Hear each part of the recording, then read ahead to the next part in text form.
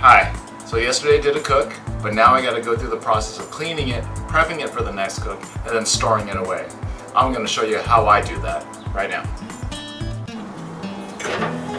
First thing I do is scrape the grate with a grill brush, just like a conventional gas or charcoal grill. Then you want to remove the grate, the drip pan, and the heat baffle from your pellet grill. Your drip pan should be wrapped in tin foil. You're going to want to remove the old foil and wipe off the pan.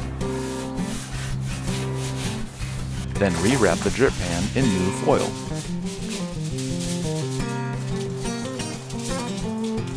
Now we have to clean up the ashes in the barrel. And I do so with this Dyson hand vacuum.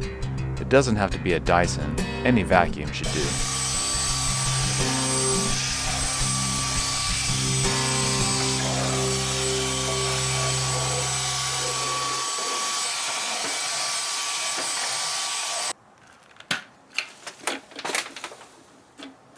And that's pretty much it. All you need to do is reassemble in reverse order.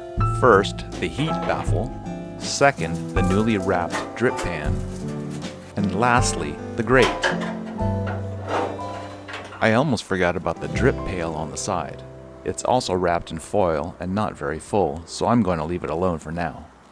I choose to leave my pellets in the hopper. They should keep well as long as you keep them dry. All that's left now is to store and cover the Traeger.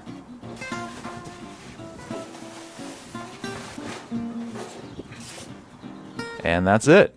Your Traeger pellet grill is cleaned and prepped for the next cook. Hope this helped. Thanks for watching, and we'll see you in the next one.